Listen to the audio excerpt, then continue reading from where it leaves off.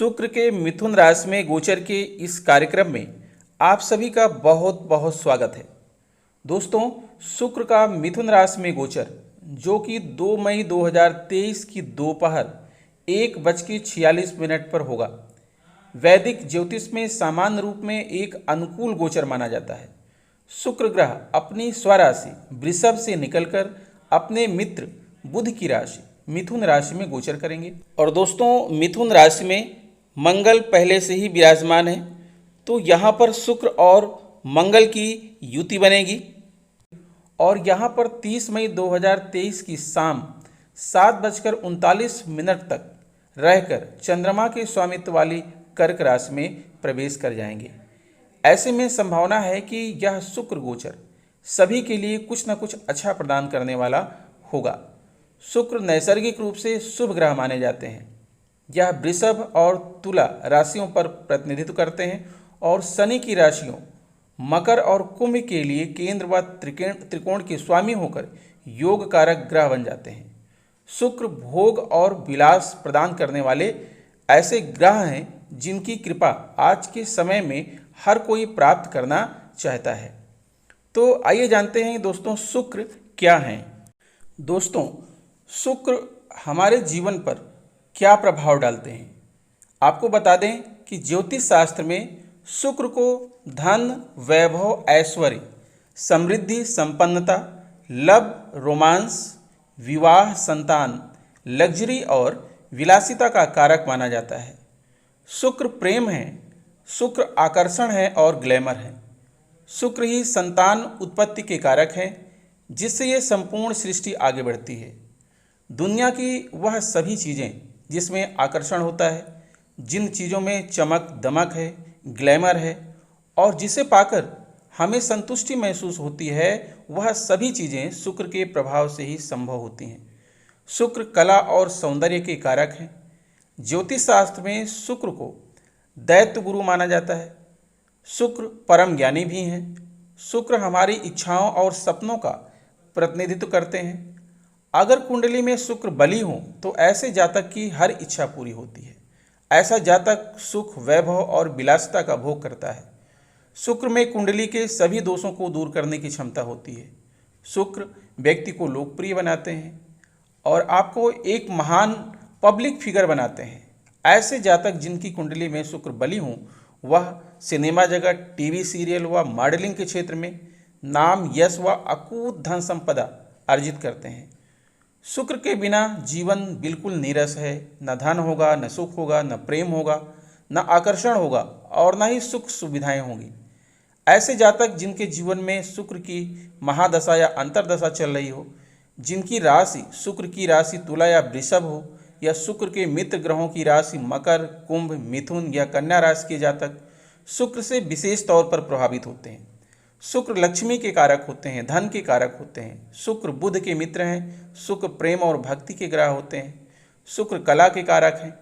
शुक्र आपके कला में संपूर्णता लाते हैं। संगीत, नृत्य, गायन, वादन, लेखन, अभिनय, film industry, TV serial, modelling के क्षेत्र में आप अपनी कला का प्रदर्शन करेंगे शुक्र के प्रभाव से, और यहाँ आप अपने हुनर का प्रदर्शन करेंगे। शुक्र आपका साथ निभाएंगे। विदेश में भी कला का प्रदर्शन अगर आप करते हैं तो शुक्र आपको वहाँ भी लाभ दिलाते हैं। शुक्र आपको यात्राएं भी करा सकते हैं। कला का प्रदर्शन कैसे करना है, अपने आर्ट की ब्रांडिंग कैसे करनी है, यह सब शुक्र से ही निर्धारित होता है। देश विदेश में कला का प्रदर्शन करने से आपको प्रसिद्धि और आपका नाम, यश फैलेगा और यश भी प्राप्त होगा। जीवन साथी के जीवन में सुख, समृद्धि और सौहार्द लाते हैं शुक्र। प्रेम, लव, रोमांस, दाम्पत्य जीवन में सफलता दिलाते हैं और दाम्पत्य जीवन को सुखमय भी बनाते हैं। शुभ वाणी में मधुरता लाते हैं। परिवार की वृद्धि करते हैं, संतान उत्पन्न करते हैं तथा परिवार में विवाह जैसे मांगलिक कार्य भी कराते हैं। शुक्र संतान के जीवन में तरक्की लाते हैं, संतान को जॉब या नौकरी दिलाते हैं तथा व्यापार या व्यवसाय शुरू कराते हैं। प्रमोशन और पदोन्नति भी दिलाते हैं। और शुक्र लंबे समय के लिए निवेश कारक भी हैं और आपको ये निवेश भी कराते हैं। अब बात करते हैं दोस्तों कि शुक्र का जो है विभिन्न राशियों के ऊपर शुक्र गोचर का और शुक्र मंगल युति का और शुक्र के द्वारा बनाए गए विभिन्न राजयोगों का क्या प्रभाव पड़ेगा आपके जीवन पर। दोस्तों आगे बढ़ें, इसके पहले बात कर लेते हैं कि शुक्र का मिथुन राशि में गोचर का वैश्विक प्रभाव क्या पड़ेगा। तो आपको बता दें कि शुक्र के गोचर के दौरान भारत को दक्षिण या दक्षिण पश्चिम देशों से समर्थन मिल सकता है और यह देश हमारे साथ आर्थिक और राजनीतिक संबंध बना सकते हैं। दुनिया भर में कला और कला के क्षेत्र से जुड़े लोग इस दौरान अपनी चमक बिखेरते हुए दिखाई दे सकते हैं। हवाई यात्रा के किराए में कमी होने की संभावना है। दूध, दही और पैक्ड फूड आदि डेयरी प्रोडक्ट से संबंधित व्यापार करने वाले डीलर्स और निर्माताओं को इस अवधि में अच्छा मुनाफा होने के आसार हैं। देश की आर्थिक स्थिति में सुधार देखने को मिल सकता है। साथ ही मुद्रास्फीति में भी कमी आ सकती है। शुक्र के राशि परिवर्तन के दौरान कृषि उत्पादन, रिसर्च और कृषि से जुड़ी अन्य गतिविधियों में बढ़ोतरी देखने को मिल सकती है। दुनिया भर में परफ्यूम से संबंधित कारोबार में तेजी आ सकता है। विश्व में फैशन उद्योग, मनोरंजन और मीडिया जगत काफ़ी मुनाफा कमाएंगे। शुक्र का मिथुन राशि में गोचर का एक सरल और अचूक उपाय भी आप जान लीजिए। माता लक्ष्मी की आराधना करें और महालक्ष्मी स्तोत्र का पाठ करें। शुक्रवार के दिन व्रत करें, साथ ही देवी कवच का पाठ करना चाहिए। जातक की कुंडली में शुक्र की स्थिति के आधार पर हीरा या फिर ओपल रत्न धारण करें। सफ़ेद और गुलाबी रंग के कपड़े ज़्यादा से ज़्यादा पहनें। प्रतिदिन रुद्राभिषेक करें, गाय को गुड़ और गेहूँ खिलाएं। शुक्र यंत्र की स्थापना करें और नियमित रूप से पूजन करें। आइए अब विश्लेषण करते हैं कुंभ राशि के जातकों की कुंडली का, और यह विश्लेषण आपकी चंद्र राशि पर आधारित होगा। प्रिय कुंभ राशि के जातकों, आपकी कुंडली में ग्रहों की विभिन्न स्थितियां यहाँ पर दर्शाई गई हैं और आपको बता दें कि आपकी कुंडली में दो राजयोग बन रहे हैं। एक तो सस नामक पंच महापुरुष योग बन रहा है और दूसरा डबल केंद्र त्रिकोण राजयोग बन रहा है। और यह राजयोग कैसे बन रहा है हम आपको समझा रहे हैं। सबसे पहले तो आप जान लीजिए कि सस योग कैसे बनता है। सस योग इस तरह से बनता है कि जब शनि अपनी राशि में गोचर कर रहे हों और केंद्र भाव में हों। तो शनि की राशि क्या क्या है? मकर है और कुंभ है। शनि की उच्च की राशि तुला है, यानी शनि जब कुंभ राशि में हो, मकर राशि में हो या तुला राशि में गोचर कर रहे हों और केंद्र भाव में हों तो सस नामक राजयोग का निर्माण होता है। दोस्तों सबसे पहले जान लीजिए कि केंद्र भाव क्या होता है।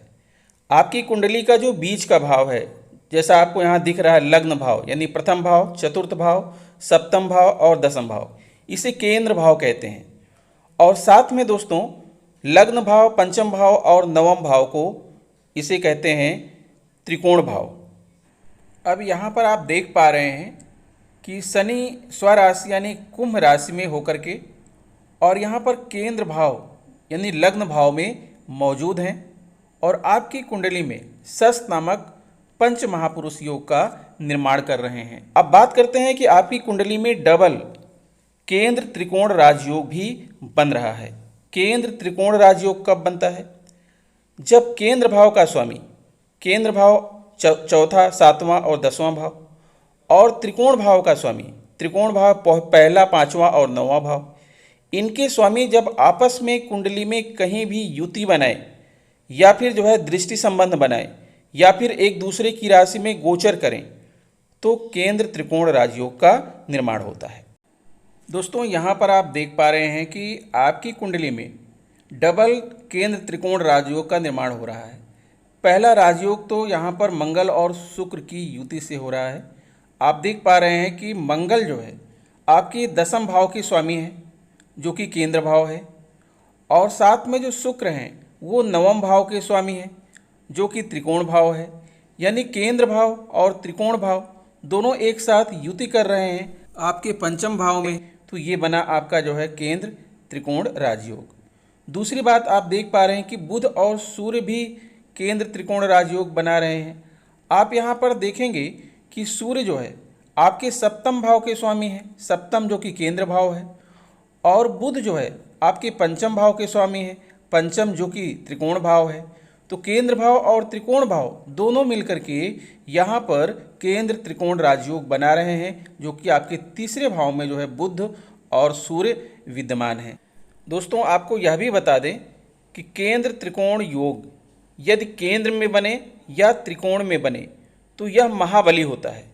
और आप यहाँ पर देख पा रहे हैं कि मंगल और शुक्र का जो केंद्र त्रिकोण राजयोग बन रहा है वो त्रिकोण भाव यानी कि पंचम भाव में बन रहा है। तो यह जो है महाबली है, अर्थात इस आपको इसके बहुत सारे फल प्राप्त होने वाले हैं। तो आप जानते हैं कि इन दोनों ही राजयोगों का आपके जीवन पर क्या प्रभाव पड़ेगा। दोस्तों केंद्र त्रिकोण राजयोग के अनुकूल प्रभाव से जातकों के धन में वृद्धि होती है। जिन जातकों की कुंडली में राजयोग होता है उन्हें जीवन में सफलता मिलती है। इसके साथ ही वे अपने कैरियर में बहुत तरक्की हासिल करते हैं। जिन जातकों की कुंडली में राजयोग होता है वे दिमाग से काफ़ी तेज और मेहनती होते हैं। एक बार अगर ये लोग किसी काम को करने का सोच लें तो निश्चित ही उसे अंजाम देते हैं। साथ ही ऐसे जातक अपना जीवन खुशी से व्यतीत करते हैं और हर एक क्षेत्र में एक राजा के समान ही रहते हैं। केंद्र त्रिकोण राजयोग धन, समृद्धि, संपत्ति, सफलता, आनंद, विलासिता प्रदान करता है। यह पारिवारिक जीवन में शांति और एक अच्छा कैरियर भी देता है। केंद्र त्रिकोण राजयोग जातक के लिए भाग्यशाली माना जाता है, जिसके परिणाम स्वरूप भाग्योदय, पेशे में उन्नति, सरकारी या कॉरपोरेट कार्यालय में शीर्ष स्थान मिलता है। जिस जातक की कुंडली में केंद्र त्रिकोण राजयोग का निर्माण होता है उस जातक को जीवन में मान सम्मान, यश, धन दौलत व भौतिक सुख सुविधाओं का सभी सुख प्राप्त करता है। ज्योतिष शास्त्र के अनुसार राजयोग का मतलब कोई राजा बनने से नहीं बल्कि यश, सफलता और समृद्धि के योग से है। अगर कुंडली में राजयोग मजबूत है तो उसे कम प्रयासों में ही अच्छा जीवन प्राप्त होता है, लेकिन अगर राजयोग कमजोर है तो उसे जीवन में सभी सुख प्राप्त करने के लिए बहुत मेहनत करनी पड़ती है। अगर राजयोग निश्चित आयु में शुरू होता है तो उस व्यक्ति को सभी सुख मिलते हैं। राजयोग की आयु का निर्धारण ग्रहों द्वारा किया जाता है। यह राजयोग जीवन भर रहता है। राजयोग की वजह से व्यक्ति को खुशियाँ, समृद्धि और सफलता आसानी से मिलती है। अगर कुंडली में कोई योग मजबूत स्थिति में है तो उस व्यक्ति को राजयोग का लाभ मिलता है। दोस्तों आइए अब देखते हैं कि सस नामक पंच महापुरुष योग का आपके जीवन पर क्या प्रभाव पड़ेगा। शनि को हमेशा से संकट का ग्रह के रूप में देखा जाता है, हालांकि ऐसा बिल्कुल नहीं है। कई ऐसे शनि योग हैं जो आपकी राशि में बन रहे हैं तो आपको सुखी संपन्न बनने से कोई नहीं रोक सकता।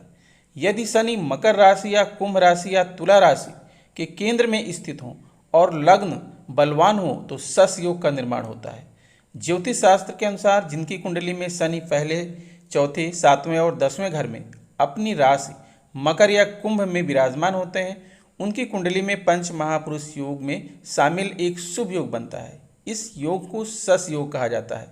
इसे एक प्रकार का राजयोग कहा जा सकता है। हमारे देश के प्रधानमंत्री रह चुके अटल बिहारी वाजपेयी की कुंडली में पंच महापुरुष योग में से एक सस नामक योग ही था। सस योग वाला जातक परोपकारी, परामर्श देने वाला, गांव का प्रधान, धनी, सुखी तथा सम्मानित व्यक्ति होता है। जब किसी की कुंडली में शनिदेव उच्च अवस्था में बैठते हैं तब उनके जीवन में आनंद के योग बनते हैं। व्यक्ति को स्वतः आनंद की वस्तुएं प्राप्त हो जाती हैं। रोजी, कर्म और व्यापार में अच्छी सफलता प्राप्त हो जाती है। साथ ही समाज में मान सम्मान में बढ़ोतरी होती है। और आपको कुछ बता दें कि दोस्तों कुछ अज्ञानी लोग शनि को हमेशा कष्टकारी व दुख देने वाला ग्रह मानते हैं, लेकिन ऐसा बिल्कुल नहीं है। शनि देव तो आपके कर्मों का फल ही देते हैं। कर्मों के हिसाब से सुख या दुख देते हैं। अगर मनुष्य अपना कर्म ही ठीक कर ले तो शनि आपको अच्छे व सर्वश्रेष्ठ फल की प्राप्ति करवा देते हैं। सस योग के जातक जो भी अच्छा कार्य करते हैं उसमें उन्हें पूरी सफलता मिलती है। उसे समाज में प्रतिष्ठित और धनवान शनिदेव अवश्य बना देते हैं। जिसकी कुंडली में यह योग पाया जाता है वह व्यक्ति गरीब परिवार में भी जन्म लेकर धनवान बन जाता है। मेष, वृष, कर्क, सिंह, तुला, वृश्चिक, मकर अथवा कुंभ लग्न में जिनका जन्म होता है उनकी कुंडली का इस योग के बनने की पूरी संभावना होती है। सस योग में जन्मा मनुष्य घूमने फिरने का शौकीन, अपने में मस्त, आनंद लेने वाला और अपनी मेहनत से कार्यों में प्रसिद्धि प्राप्त कर लेता है। जातक की आयु लंबी होती है। चीज़ों को लेकर उस पर अध्ययन करके उनके रहस्यों को जानने में सफल होता है। राजनीति के क्षेत्र में भी सफलतम ऊंचाइयों को प्राप्त करता है। दोस्तों आइए अब देखते हैं कि शुक्र के इस गोचर का आपके जीवन पर क्या प्रभाव पड़ने वाला है। कुंभ राशि शनि के आधिपत्य वाली राशि है और इसके लिए शुक्र चतुर्थ और नवम भाव के स्वामी होने से एक योग कारक ग्रह है और शुक्र का मिथुन राशि में गोचर आपके पंचम भाव में होगा। शुक्र का पंचम भाव में जाना आपके प्रेम संबंधों के लिए वरदान साबित होगा।